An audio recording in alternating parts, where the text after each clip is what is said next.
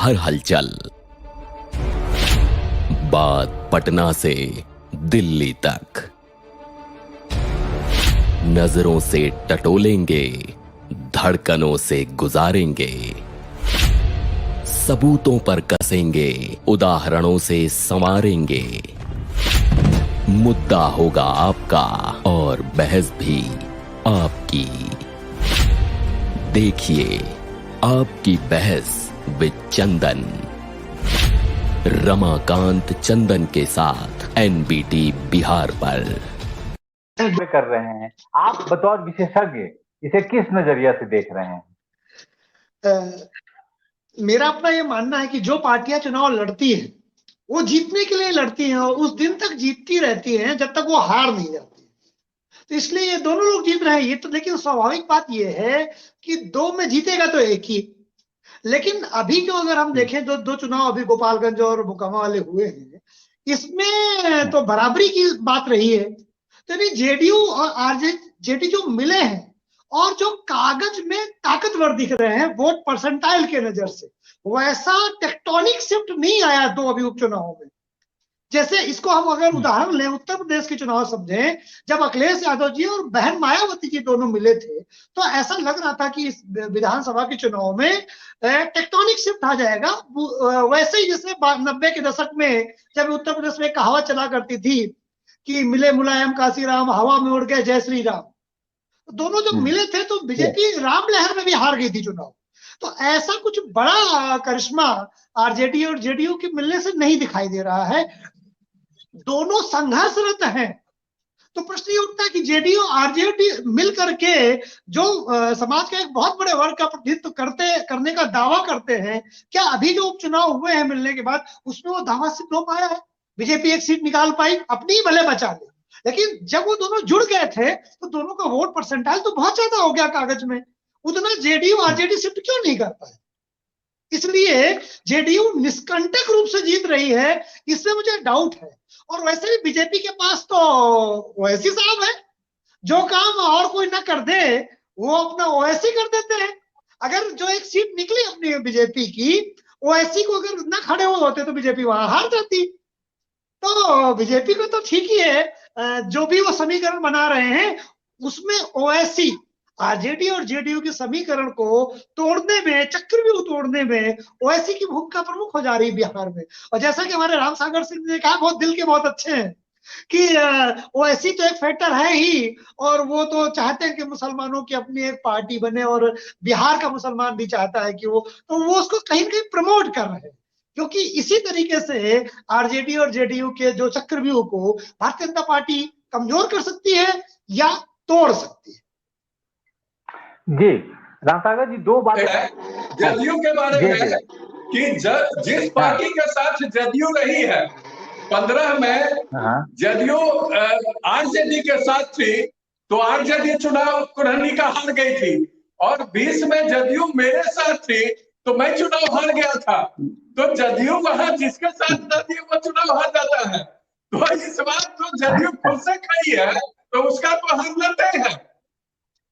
जी जी, तो इस हिसाब से रामसागर जी एक चीज मैं बोल दूं रमाकांत जी, रामसागर सिंह जी से, इस हिसाब तो हिमाचल का चुनाव बीजेपी को हार देना चाहिए। 35 साल से तो यही चल रहा है कि एक बार बीजेपी एक बार कांग्रेस। ये तो एक विधानसभा की बात है, 35 साल से चल रहा है। थोड़ा सा बीच में मैं एक मसाला दे दिया, आंकड़ा तो वहां जो चल रहा है अभी संकेत मिला है। यह संकेत कुर्मी में कितना प्रगाढ़ है? 3-4 बात है। पहली नंबर बात ये राम सागर जी बोल रहे हैं कि एआईएमआई जो है अपना कैंडिडेट खड़ा किया है। जदयू इस बात के लिए आश्वस्त है कि वहां जो अति पिछड़ा या पिछड़ी जाति का वोट जिस तरह से मोकामा में डिस्ट्रीब्यूट हुआ, जिस तरह से गोपालगंज में हुआ, वो इसको रोक पाएगी? क्योंकि निश्चित रूप से एक एंटी इनकम्बेंसी, दूसरा आमिर सहनी को वोट टिकट न देना या उसके परिवार को न देना, कहीं न कहीं एक दखलंदाजी दिखती है जो राजद में हो सकता है कि नागवार गुजरे। तो इन सब स्थितियों से जदयू कैसे उलझेगी, कैसे उसे सुलझाएगी? देखिए ऐसा है कि आरजेडी से जेडीयू के पास सीट का शिफ्ट होना ये इनकी कॉन्फिडेंस को दिखाता है। भले, और जो व्यक्ति इनको टिकट नहीं दिया है उनको टिकट न देना भी आत्मविश्वास को दिखाता है। लेकिन कहीं ये अति आत्मविश्वास न हो जाए। पार्टियां कई बार जो सिटिंग के टिकट काट के अपने आत्मविश्वास को प्रदर्शित करने की कोशिश करते हैं कि नहीं हमारा वोट बैंक प्रमुख है। और बहुत बार आपने देखा होगा कि वो लोग निर्दलीय भी कभी कभी लड़ जाते हैं तो जीत जाते हैं, या फिर वो वोट काटने की भूमिका कि अगर हम नहीं हमको मिला तो बेटा जीतने हम तुमको भी नहीं देंगे। तो जेडीयू के लिए राह उतनी आसान नहीं है। और दूसरा, अभी जो मोकामा और गोपालगंज के चुनाव हुए उसमें कह रहे हैं कि मुसलमानों के वोट का कोई फर्क ही नहीं या बटेगा नहीं, तो ओवैसी को जो 12,000 मत मिले वो कैसे मिले? और अगर 12,000 मत न मिलते, ये बात आरजेडी के पास जाते तो बीजेपी जो अपनी सीट भी बचा ना पाता। तो इसलिए जेडीयू के लिए मतलब ऐसा नहीं कि ब्रेड एंड बटर है जीत लेना, कठिन रहेगा और मामला टक्कर का रहेगा। जितने मेरे पास हम आएंगे अजय जी आपके पास आएंगे। पहले राम सागर जी जैसे इन्होंने बताया अपने कि एक छोटा सा नोट जो आरक्षण की बात में, रमाकांत जी इतिहास में मैं पढ़ाता हूँ कि अलाउद्दीन खिलजी के समय में 2.5 पैसे में इतने शेर अनाज मिलता था। लेकिन वो 2.5 पैसे कहाँ थे? इसको नौकरी के विषय में लगाते हैं। ये कह रहे हैं 50% आरक्षण, कोई कह रहा है 60% आरक्षण, कोई कह रहा है 10% सवर्णों को आरक्षण। नौकरियां कहाँ हैं?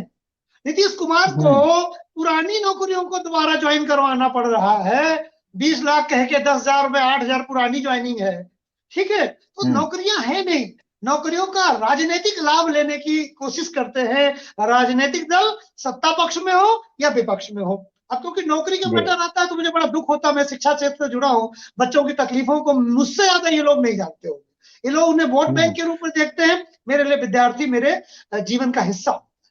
तो इसलिए जो नौकरियों का दुरुपयोग करते ठीक नहीं, पहली बात। दूसरी बात ये है कि बिहार जो ये चुनाव होने जा रहा कुर्मी का, लास्ट बात है 30 सेकंड में, वो ये तय कर देगा कि बीजेपी जेडीयू की पिछलग्गू है या नहीं। इस चुनाव में तय हो जाए। जी बिल्कुल। रामसागर जी आपका अंतिम कमेंट क्या लगता है? बड़ा इंटरेस्टिंग बात बता रहा है। जो ये नियुक्ति पत्र नीतीश और तेजस्वी बांट रहे हैं, नियुक्त किया गया लोगों को ही नियुक्ति पत्र बांट रहे हैं। वो सिपाही ट्रेनिंग ले रहे थे, वो वर्दी में आए। जो स्वास्थ्य विभाग में जो पहले नियुक्त हो गए, जो राजस्व विभाग में पहले नियुक्त होकर के काम पर चले गए थे, उनको नियुक्ति पत्र बांट करके ये बेरोजगारों को ठगने का काम कर रहा है। ये नीतीश जी तो बेचारे तेजस्वी